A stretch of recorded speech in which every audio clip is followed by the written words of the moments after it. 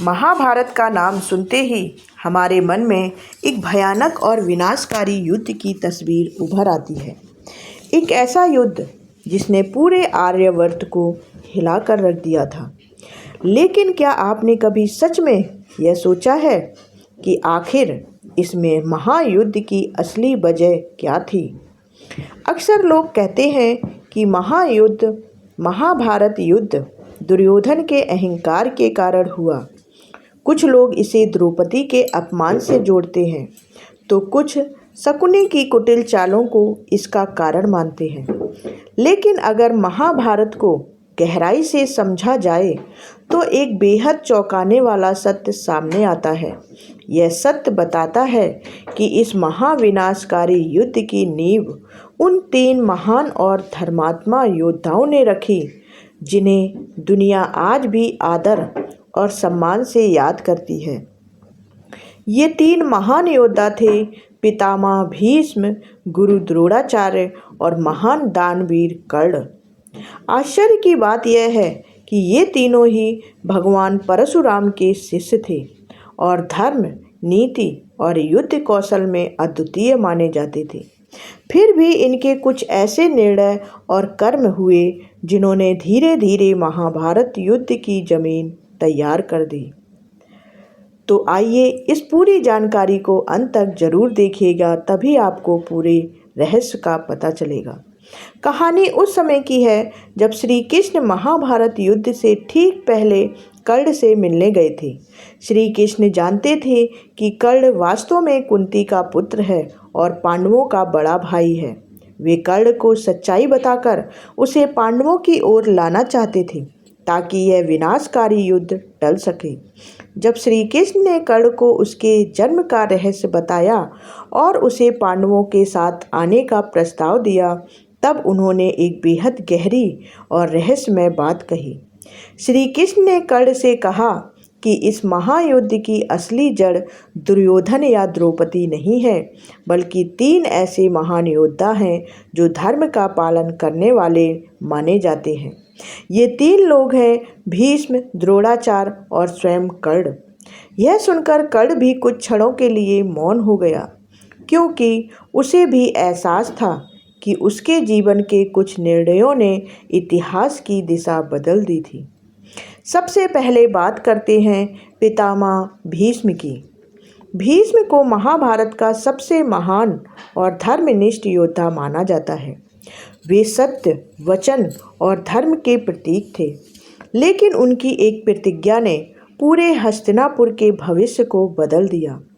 जब उनके पिता राजा शांतनु सत्यवती से विवाह करना चाहते थे, तब सत्यवती के पिता ने शर्त रखी थी कि उनके पुत्र ही हस्तिनापुर के राजा बनेंगे। अपने पिता की खुशी के लिए भीष्म ने एक ऐसी प्रतिज्ञा ली जिसने इतिहास की दिशा बदल दी। उन्होंने आजीवन ब्रह्मचर्य का व्रत लिया और सिंहासन पर कभी अधिकार न करने का वचन दिया। यह प्रतिज्ञा इतनी कठोर और असाधारण थी कि देवताओं ने उन्हें भीष्म नाम दिया। लेकिन यही प्रतिज्ञा आगे चलकर हस्तिनापुर के सिंहासन को कमजोर और विवादों से भरा बना गई। यदि भीष्म यह प्रतिज्ञा ना लेते तो शायद हस्तिनापुर को एक योग्य और न्यायप्रिय राजा मिलता और आगे चलकर कौरवों और पांडवों के बीच इतना बड़ा संघर्ष कभी पैदा ही नहीं होता। अब बात करते हैं गुरु द्रोणाचार्य की। द्रोणाचार्य जो महान गुरु माने जाते हैं, जिन्होंने कौरवों और पांडवों को युद्ध कौशल की शिक्षा दी। वे धनुर्विद्या के अद्वितीय आचार्य थे और उनके शिष्य अर्जुन को दुनिया का सबसे महान धनुर्धर माना जाता था। लेकिन द्रोणाचार्य के जीवन में भी एक ऐसा दर्द था जिसने उनके निर्णयों को प्रभावित किया। बचपन में द्रोणाचार्य और पांचाल के राजकुमार द्रुपद बहुत अच्छे मित्र थे। दोनों ने साथ में शिक्षा प्राप्त की थी और द्रुपद ने वादा किया था कि राजा बनने के बाद वह अपने राज्य का आधा हिस्सा द्रोणाचार्य को देंगे। लेकिन जब द्रुपद राजा बने और द्रोणाचार्य उनसे मिलने गए, तब द्रुपद ने उन्हें अपमानित कर दिया और कहा कि राजा और गरीब ब्राह्मण की मित्रता समान नहीं होती। यह अपमान द्रोणाचार्य के हृदय में गहराई से बैठ गया। बाद में जब वे कौरवों और पांडवों के गुरु बने, तब उन्होंने अपने शिष्यों से गुरु दक्षिणा में द्रुपद को बंदी बनाकर लाने को कहा। अर्जुन ने द्रुपद को पराजित कर द्रोणाचार्य के सामने लाकर खड़ा कर दिया। द्रोणाचार्य ने अपना अपमान तो मिटा लिया, लेकिन इस घटना ने द्रुपद के मन में भी प्रतिशोध की आग जला दी। उसी प्रतिशोध से आगे चलकर द्रुपद ने यज्ञ किया और उस यज्ञ से द्रौपदी और धृष्टद्युम्न का जन्म हुआ। धृष्टद्युम्न का जन्म ही द्रोणाचार्य के वध के लिए हुआ था और द्रौपदी आगे चलकर महाभारत युद्ध की सबसे महत्वपूर्ण कड़ी बन गई। अब आते हैं तीसरे और सबसे रहस्यमय पात्र पर, महावीर दानवीर कर्ण। कर्ण का जीवन संघर्ष और पीड़ा से भरा हुआ था। वह सूर्यदेव और कुंती के पुत्र थे, लेकिन समाज ने उन्हें हमेशा सूत पुत्र कहकर अपमानित किया। कर्ण ने अपनी प्रतिज्ञा और पराक्रम से खुद को महान योद्धा साबित किया, लेकिन उसे हमेशा तिरस्कार मिला। जब दुर्योधन ने उसे सम्मान दिया और अंग देश का राजा बनाया, तब कर्ण ने जीवन भर उसके प्रति मित्रता निभाने की प्रतिज्ञा कर ली। यही मित्रता कर्ण के जीवन का सबसे बड़ा निर्णय बन गई। कर्ण जानता था कि दुर्योधन का मार्ग अधर्म का है, फिर भी उसने कभी उसका साथ नहीं छोड़ा। यहाँ तक कि जब श्री कृष्ण ने उसे सच्चाई बताई कि वह पांडवों का बड़ा भाई है और यदि वह पांडवों का साथ दे दे तो युद्ध रुक सकता है, तब भी कर्ण ने अपनी मित्रता को धर्म से ऊपर रखा। उसने कहा कि जिसने मुझे सम्मान दिया, मैं उसे कभी नहीं छोड़ सकता।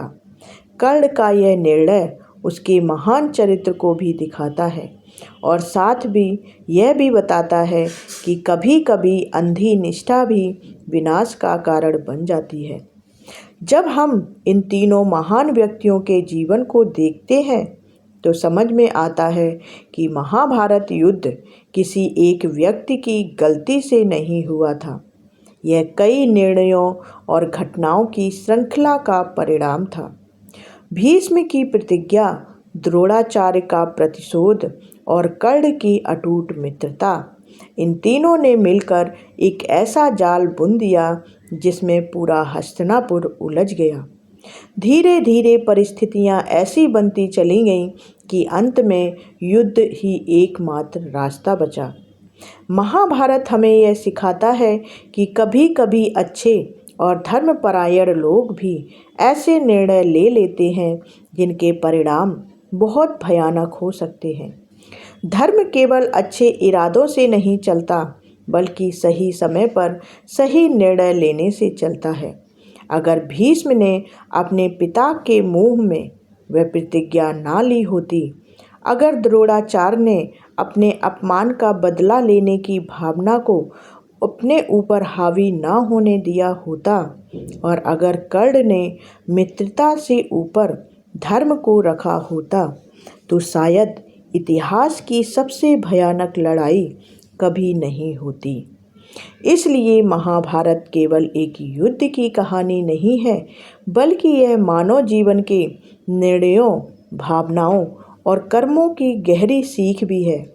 यह हमें बताती है कि कभी कभी एक छोटा सा निर्णय भी आने वाली पीढ़ियों के भाग्य को बदल सकता है। और यही कारण है कि महाभारत की यह कथा आज भी उतनी ही रहस्यमय, रोचक और शिक्षाप्रद लगती है जितनी हजारों साल पहले थी। अगर आपको यह रहस्यमयी और ज्ञान से भरी कहानी पसंद आई हो, तो वीडियो को लाइक ज़रूर करें और शेयर करें, और ऐसी ही रोचक और रहस्यमय कहानियाँ सुनने और जानने के लिए चैनल को सब्सक्राइब ज़रूर कर लें।